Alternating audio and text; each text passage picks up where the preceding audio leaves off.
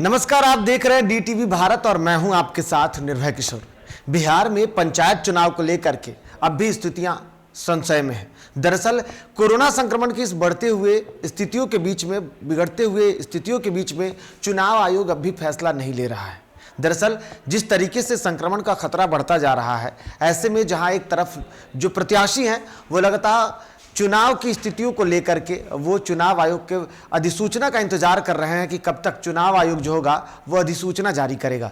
लेकिन ऐसे में राज्य चुनाव आयोग जो है वो कोरोना के इस संक्रमण के कारण अब तक जो उन्होंने 15 दिनों का जो वक्त दिया था वो लगभग अब 12 दिन बीत चुके हैं।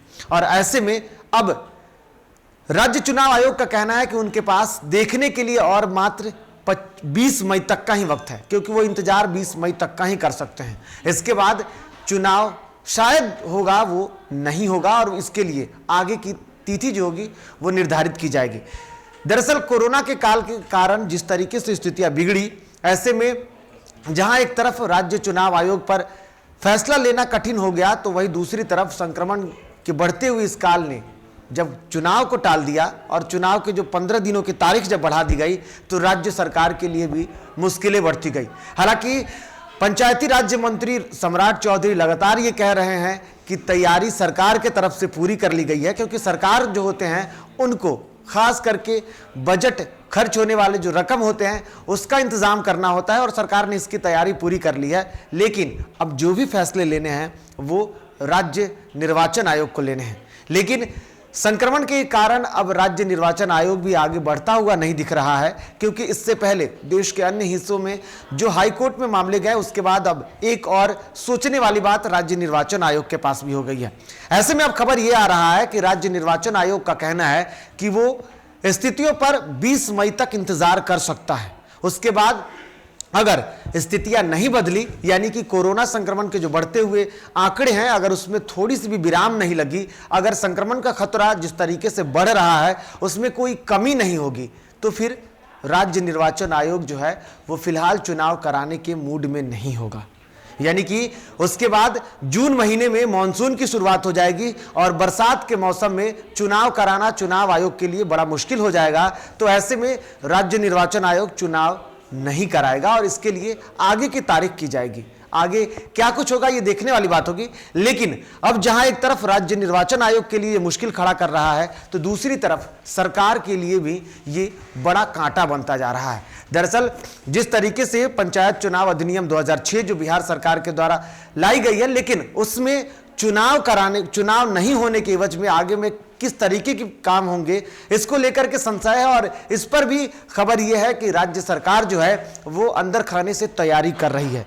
इसके लिए बजाते अब राज्य सरकार है वो तैयारी कर रही है और पहले इसमें संशोधन होंगे, यानी कि उस नियमों में। लेकिन उसके लिए फिलहाल सदन नहीं चल रहा है, तो सदन से पहले की जो प्रक्रिया होगी उसके लिए सरकार तैयारी कर रही है।